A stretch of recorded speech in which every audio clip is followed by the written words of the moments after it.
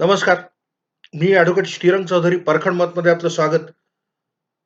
इतर मागासवर्गीयांसंबंधी किंवा ओबीसींसंबंधी गेल्या काही दिवसांमध्ये जो घटनाक्रम झालाय महाराष्ट्रामध्ये त्याचं देश पातळीवर सुद्धा परिणाम होणार. अनेक भाष्यकारांनी त्याच्यावर भाष्य केलेलं आहे, की राजकीय आरक्षण जे देऊ केलेलं होतं 1994 मध्ये ओबीसींना, हे राजकीय आरक्षण सुप्रीम कोर्टाच्या एका आदेशान्वये अ, सुप्रीम कोर्टाने 2010 मध्ये एका घटनापीठाने दिलेल्या आदेशाची पूर्तता न केल्यामुळे महाराष्ट्रात 5 जिल्ह्यांमध्ये असलेलं राजकीय आरक्षणाद्वारे जे लोक निवडून गेले होते स्थानिक स्वराज्य संस्थांवर, त्यांची निवडणूक रद्द करून अ, त्या जागा खुल्या प्रवर्गातून भराव्यात असा आदेश दिला आणि त्या आदेशाच्या अनुपालनार्थ महाराष्ट्रामध्ये अ, जे इलेक्शन कमिशन आहे, जो निवडणूक आयोग, त्या निवडणूक आयोगाने एक कार्यक्रम जाहीर केला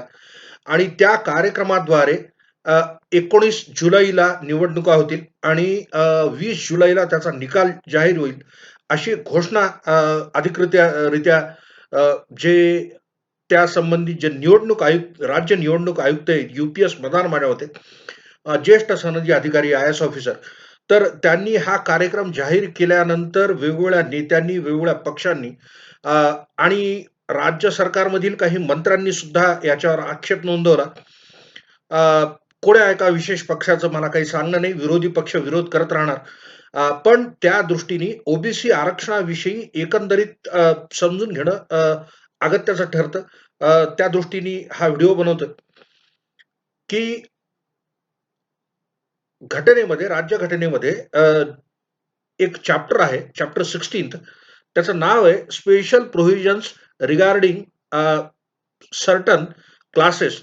म्हणजे काही निवडक वर्गांसाठीच्या विशेष तरतुदी ज्या आहेत, या 16व्या चॅप्टरमध्ये आहेत आणि ह्याच्यामध्ये अनुच्छेद 340 मध्ये सोशली आणि एज्युकेशनली बॅकवर्ड क्लासेस असा एक प्रवर्गाचं घटना बोलते. म्हणजे राज्यघटनेमध्ये अशी तरतूद आहे अनुच्छेद 340 मध्ये, की जे शैक्षणिक व सामाजिकरित्या मागास वर्ग आहेत, त्यांचा अभ्यास करून त्यांच्या अ, जर काही त्यांना त्रास होत असेल किंवा जर काही त्यांच्याविषयी काही प्रगतीसाठी त्यांच्या काही गोष्टी जर करायच्या असतील, तर त्या सुचवण्यासाठी एक आयोग नेमण्यात यावा, असं अनुच्छेद 340 मध्ये.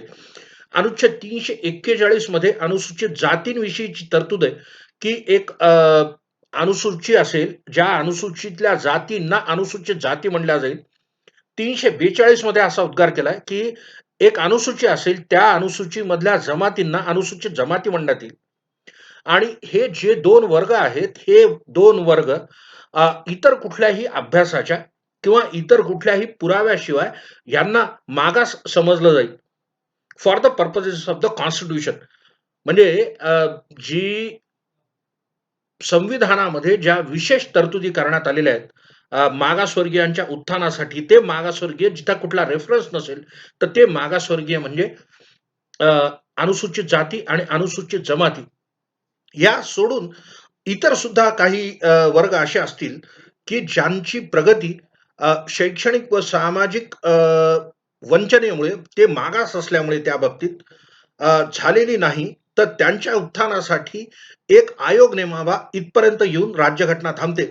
घटनेमध्ये ओबीसी किंवा social and educationally backward classes ज्यांना म्हणतात, की शैक्षणिक व सामाजिकरित्या मागासवर्गीय जो वर्ग आहे, त्या वर्गाच्या आरक्षणाची तरतूद संविधानात नाही. आणि हे जे अ, विशेष तरतुदी विशिष्ट वर्गांसाठी ज्या केलेल्या आहेत, त्याच्यामध्येच अनुच्छेद 335 मध्ये सरकारी नोकऱ्यांवर सुद्धा अ, अनुसूचित जाती जमातींचा अधिकार राहील. पण त्यामुळे एफिशियन्सीवर दुष्प्रभाव पडू नये, म्हणजे कार्यक्षमतेवर प्रशासनाच्या कार्यक्षमतेवर दुष्प्रभाव न पडता सरकारने शासकीय सेवांमध्ये अनुसूचित जाती आणि अनुसूचित जमातींच्या हिश्श्याविषयीची तरतूद करावी, असा अनुच्छेद 335 मध्ये गाइडिंग प्रिन्सिपल आहे हे. आणि हे जे आहे ह्याचा आधार घेऊनच अनुसूचित जाती जमातींना नोकऱ्यांमध्ये आरक्षण अनुच्छेद 16(4) मध्ये दिल्या गेलेलं आहे. तर हे जे आरक्षण होतं, या आरक्षणाची तरतूद इतर मागासवर्गीयांना, ज्यांना आपण इतर मागासवर्गीय म्हणतो, social and educationally backward classes, SCBC या वर्गाला, ज्यांना आपण ओबीसी म्हणतो. आता पुन्हा जर उल्लेख आला तर ओबीसी आणि एस-सी-बी-सी एकच आहेत. शैक्षणिक व सामाजिकरित्या मागासवर्गीय म्हणजेच इतर मागासवर्गीय. यांच्याविषयी बोलताना एक प्रामुख्याने जी गोष्ट समजून घेण्याची ही अशी, की ही संविधानामध्ये ह्यांच्या आरक्षणाची कुठं तरतूद नाहीये. हे जे आरक्षण आहे हे सगळं म्हणजे कायद्याने देऊ केलेलं आरक्षण आहे. वेगवेगळ्या राज्यात वेगवेगळे कायदे झाले. महाराष्ट्रामध्ये जो कायदा झाला, शासकीय सेवांमध्ये अ, आरक्षणाचा जो कायदा झाला 2001 मध्ये, जो 2004 मध्ये पारित झाला, त्याच्या वैधतेला आव्हान देण्यात आलं होतं एका विशिष्ट प्रकरणामध्ये. आणि अ, हे जे आरक्षण देऊ केलेलं आहे, हे आरक्षण कच्च्या पायांवर देऊ केलेलं आहे, असं निरीक्षण काही न्यायालयांनी मांडलेलं आहे. पण त्याच्या वैधतेविषयी कुठलंही मत व्यक्त करायला नकार दिला हायकोर्टाने. विजय घोगरेंच्या प्रकरणामध्ये जे पदोन्नतीमधलं आरक्षण होतं त्याच्या बाबतीत. तर गोष्ट समजून घेण्याची अशी, सगळ्यात महत्त्वाचं, की अ, ह्या ज्या इतर मागासवर्गीयांचं व्याख्या आता करण्यात आलेली आहे. 102वी जी घटना दुरुस्ती झाली. आणि हे समजून घेणं आवश्यक आहे, की स्कीम जी होती अनुसूचित जातींसाठी, अनुच्छेद 341 मध्ये, अनुसूचित जमातींसाठी अनुच्छेद 342 मध्ये, articles 341 talks of reservation, talks of scheduled caste, article 342 talks of scheduled tribes. आणि असं प्रावधान आहे, की राष्ट्रपती ह्यांची अनुसूची जी आहे ती जाहीर करतील. यादी, अनुसूची म्हणजे यादी. ज्या जातींना त्या यादीत समावेश आहे, त्या जातींना शेड्यूल्ड कास्ट, त्या जमातींना शेड्यूल्ड ट्राइब्स म्हणण्यात येईल. या धर्तीवर ह्याला समकक्ष 342 मध्ये तरतूद करण्यात आली 102व्या घटना दुरुस्तीनुसार, की राष्ट्रपती एक अनुसूची जाहीर करतील, एक लिस्ट जाहीर करतील, ज्याच्यामध्ये अंतर्भाव असलेल्या जातींनाच, त्या वर्गांनाच फक्त सामाजिक व शैक्षणिकरित्या मागास समजल्या जाईल, इतर मागासवर्गीय ज्यांना म्हणतो आपण. आणि ही यादी भविष्यामध्ये कधीतरी बनेल. तात्पुरत्या स्वरूपामध्ये राज्यांच्या ज्या वेगवेगळ्या याद्या आहेत, त्या याद्या किंवा केंद्राने तयार केलेली ओबीसींची यादी ही ग्राह्य धरल्या जाईल, असं परवा मराठा आरक्षणाच्या केसमध्ये जयश्री पाटील प्रकरणी सुप्रीम कोर्टाच्या घटनापीठाने निर्णय दिलाय. आता राष्ट्रपती ही यादी जेव्हा अनुसूचित करतील, तेव्हा एक व्यापक समीक्षण अपेक्षित आहे, की आजपर्यंत म्हणजे इंदिरा सहानीमध्ये जेव्हा इतर मागासवर्गीयांना आरक्षण देऊ करण्याची मंडल आयोगाची शिफारस जेव्हा सुप्रीम कोर्टामध्ये कायद्याच्या आणि संविधानाच्या कसोटीवर जेव्हा तपासल्या गेली, तेव्हा असं सांगितलं सुप्रीम कोर्टाने, की इतर मागासवर्गीयांना सुद्धा आरक्षण देऊ करता येतं. ते 50% आत असावं. 50% वर विशेष असाधारण परिस्थितीमध्येच तसं करता येईल. तो विषय वेगळा. मूळ विषय असा, की इतर मागासवर्गीयांना सुद्धा जेव्हा आरक्षण देऊ करता येतं असं सांगितलं, त्याच्यानंतर लगेचच अनेक राज्यांनी हे आरक्षण लागू केलं. महाराष्ट्रामध्ये त्याच्या आधी अ, जे आरक्षण लागू होतं, म्हणजे अनुसूचित जाती जमाती सोडून इतर काही लोकांना आरक्षण लागू होतं. आता हे आपल्याकडे बोलायला फार आवडतं लोकांना, की 18 पगड जाती जमाती आणि 12 बलुतेदार या सगळ्यांना सुद्धा महाराष्ट्रामध्ये आरक्षण होतं. अर्थात द्रष्टा नेता होता राजर्षी शाहू छत्रपती यांनी 1901 मध्ये आरक्षणाचं तरतूद केली होती आपल्या राज्यामध्ये. तर महाराष्ट्र समाजकारणामध्ये फार प्रगत आहे. सामाजिक विचारांमध्ये सुद्धा प्रगत आहे महाराष्ट्र. ही जी महाराष्ट्रामध्ये तरतूद होती 1992च्या आधी, म्हणजे मंडल कमिशनच्या शिफारसी लागू होण्याच्या आधी, इंदिरा सहानीच्या आधी सुद्धा महाराष्ट्रामध्ये इतर मागासवर्गीयांना आरक्षण होतं. आणि ह्यांच्यामध्ये नंतर वेगवेगळे पुनर्वर्गीकरण झाले. आणि ह्या पुनर्वर्गीकरणामध्ये आपापली सोय त्या समाजाच्या लीडर्सनी करून घेतली.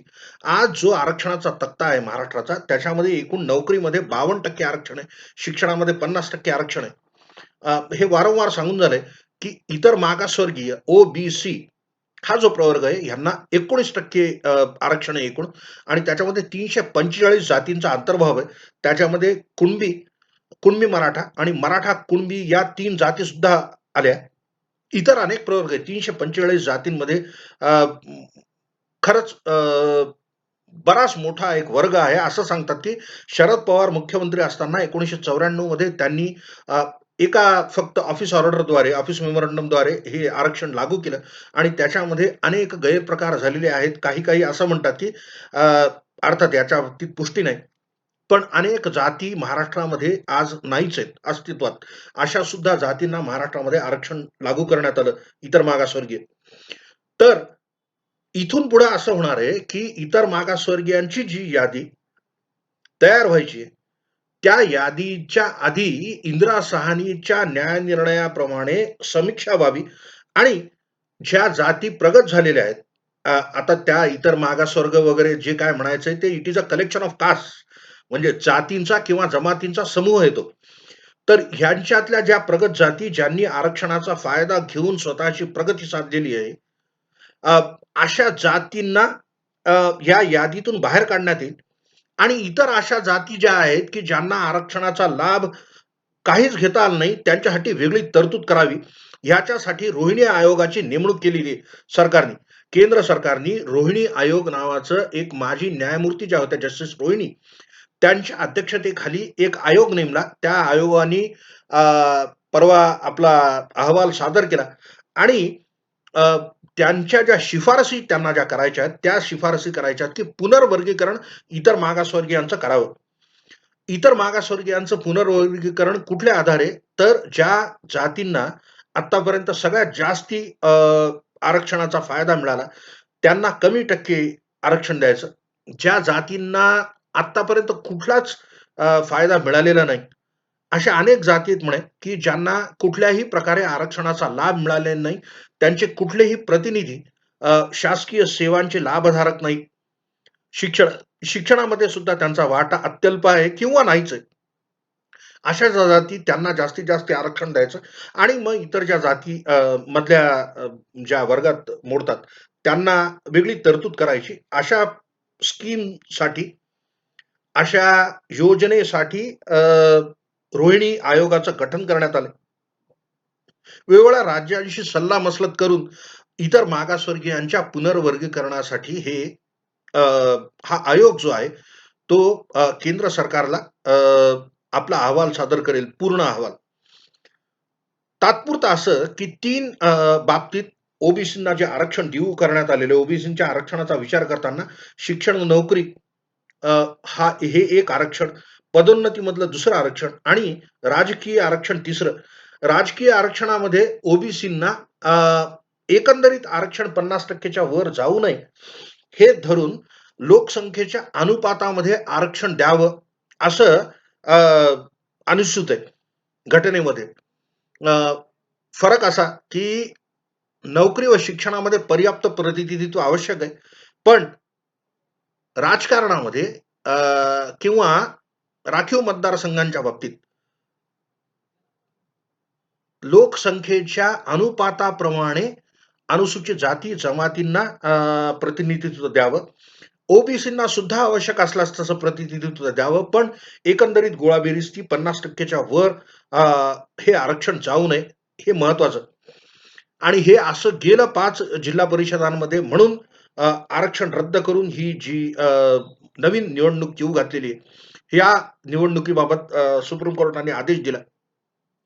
अर्थात ह्याचा मूळ गाभा असा आहे या आदेशाचा, की एम्पिरिकल डाटा जो पाहिजे, की ओबीसी मागास आहेत त्याचे प्रमाण आणि त्याचे परिणाम काय आहेत?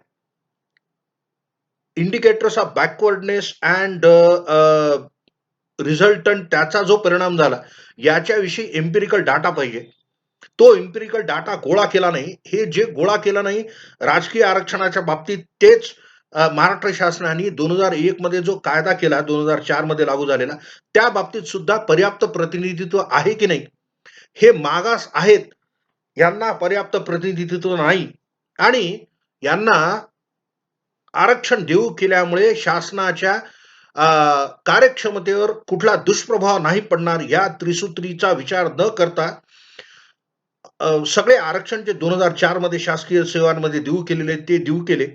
अर्थात पुढं कायदा असा डेव्हलप झाला, की अनुसूचित जाती जमातींबाबत ही त्रिसूत्री जी आहे, की मागास असण्याचा पुरावा किंवा त्यांचं पर्याप्त प्रतिनिधित्व आहे की नाही किंवा त्यांच्या अ, आरक्षणामुळे कार्यक्षमतेवर प्रभाव पडतो की नाही ह्या 3 गोष्टींचा विचार पैकी पहिल्या गोष्टीचा त्यांच्या मागासवर्गीयतेचा विचार करण्याची आवश्यकता नाहीये अनुसूचित जाती जमातींच्या बाबतीत. पण असं इतर मागासवर्गीयांच्या बाबतीत करणं आवश्यक आहे. त्याच्यामुळं इतर मागासवर्गीयांचं आरक्षण धोक्यात आलेलं आहे. केवळ राजकीय आरक्षण तर संपुष्टात आलंय महाराष्ट्रातलं आणि अ, जे नोकरी व शिक्षणात जे आरक्षण आहे ते सुद्धा धोक्यात आलेलं आहे. पदोन्नतीमधल्या आरक्षणाबाबत असं की महाराष्ट्रामध्ये विशेष व्यवस्था अशी आहे, की एकूण जे लागू 52% आरक्षण अ, नोकऱ्यांमध्ये त्याच्यापैकी 19% केवळ आणि केवळ जे ओबीसींना लागू आहे, ते वजा जाता उरलेल्या 33% लोकांना पदोन्नतीमध्ये आरक्षण देऊ केलं होतं जे घटनाबाह्य आहे. म्हणजे घटनेमध्ये 16(4) अ 16(4) ब या ज्या दुरुस्त्या झाल्या, या दुरुस्त्यांमध्ये केवळ आणि केवळ अनुसूचित जाती आणि अनुसूचित जमातींना पदोन्नतीमध्ये आरक्षण देता येण्याची सोय आहे. ते इतर मागासवर्गीयांना कुठल्याही देता येणार नाही आरक्षण. म्हणून ते आरक्षण रद्द झालं. पदोन्नतीमधलं जे आरक्षण होतं ते महाराष्ट्राचं. एकूणच आरक्षण रद्द झालेलं आहे सध्या महाराष्ट्रामध्ये पदोन्नतीचं. ओबीसींना त्या पदोन्नतीमध्ये सुद्धा आरक्षणात वाटा नाहीये, ही परिस्थिती. आणि आता इथून पुढं अ, आता जे राजकीय पक्ष बोलतात, नेते बोलतात, याला काही फार अ, म्हणजे पाया असतो काही फार केंद्रीभूत कुठला अशातलं नाही. आजकाल तर ही एक फॅशन झाली आहे, की कुठल्याही विषयावर निषेध नोंदवायचा आणि काय आणि काय आणि काय. मूळ असं आहे, की हे सगळं जे आहे हे उपचारापुरतं आहे किंवा पूर्तता जी करायची आहे सुप्रीम कोर्टाच्या त्या 2010च्या घटनापीठाच्या आदेशाची जी पूर्तता करायची आहे, ती केवळ एक औपचारिकता आहे आणि ते कोणी एका तथाकथित तज्ञांनी सुचवलं, की हे एका महिन्यात करता येईल. हे जर सरकारला वाटलं तर 7च दिवसात करता येईल. हे यांनी करावं, हे त्यांनी करावं. अर्थात तुम्ही हे सगळं गृहीत धरून चाललात, की इतर मागासवर्गीयांना आरक्षण देण्याची गरज आहे. इतर मागासवर्गीय सामाजिक व शैक्षणिकरित्या मागास आहेत का नाहीत, ह्याचा सर्व्हे व्हायला पाहिजे. आणि हा जो सर्व्हे आहे, ही जी समीक्षण आहे, हे समीक्षण केंद्रीय यादी जेव्हा 342 खाली अ, लागू करतील राष्ट्रपती, त्याच्या आधी ही समीक्षा आवश्यक आहे. ही समीक्षा समाजाच्या हिताची आहे, की जे वर्ग आरक्षणाचा फायदा घेऊन आज प्रगत झालेले आहेत, त्यांना आरक्षणाच्या लाभापासून वंचित ठेवावं. हे क्रीमी लेयरचं तत्व हे एक जे सांगितलं होतं सुप्रीम कोर्टाने, त्याच्यामध्ये केवळ आर्थिक निकषांवर क्रीमी लेयर होतं. इतर सुद्धा निकष असावेत क्रीमी लेयरचे. आणि त्याच्यामध्ये आत्तापर्यंत केलेले समाजाने एकंदरीत केलेली प्रगती ह्याचा सुद्धा उल्लेख असावा, ह्याचा सुद्धा विचार व्हावा. त्या दृष्टीने इतर मागासवर्गीयांची विशेष परिस्थिती जी महाराष्ट्रात झालेली आहे, जी राजकीय आरक्षण जे झालं, पुन्हा पदोन्नतीमध्ये आरक्षण जे आहे ते रद्द झालं, त्याच्यासाठी सुद्धा सर्व्हे करावा लागणार. म्हणजे एकंदरीत महाराष्ट्र राज्य मागासवर्गीय आयोगापुढे जे आता प्रश्न आलेत, डेडिकेटेड कमिशन असा एक शब्दप्रयोग आहे, की त्याच्यासाठी एक वेगळा मराठी फार छान शब्द वाचण्यात आला होता माझ्या. Dedicated commission. केवळ त्याच्यासाठी एक आयोगाची स्थापना करून एम्पिरिकल डाटा गोळा करावा. हे 2010च्या त्या घटनापीठाच्या निर्णयामध्ये अपेक्षित आहे, अनुसूचित आहे. तर तसं एक आयोगाने एम्पिरिकल डाटा गोळा करावा आणि महाराष्ट्रामधले जे इतर मागासवर्गीय आहेत, त्यांना आरक्षणाची आवश्यकता आहे का? ह्याचा धांडोळा घ्यावा. हे आता कायद्याला अपेक्षित आहे. तर ही केवळ एक पूर्तता नाही, हे जे आज कांगावा करणं चाललंय राजकीय पक्षांचा, की या सरकारने असं केलं नाही, आधीच्या सरकारने तसं करायला पाहिजे होतं, आत्ताच्या सरकारने असं केलं नाही. इतर मागासवर्गीयांच्या राजकीय आरक्षणाच्या बाबतीत काही अध्यादेश काढले होते आणि त्या अध्यादेशामुळे म्हणे सुप्रीम कोर्टामध्ये टिकलं आणि या सरकारने काही केलं नाही म्हणून ते रहित झालं. मूळ असं आहे, की कायद्याने म्हणजे जो सुप्रीम कोर्टाने निकाल दिला तो आता कायदा झाला. त्या कायद्याने जे अ, अपेक्षित आहे, ती अपेक्षित कवायत तुम्ही करत नाहीत.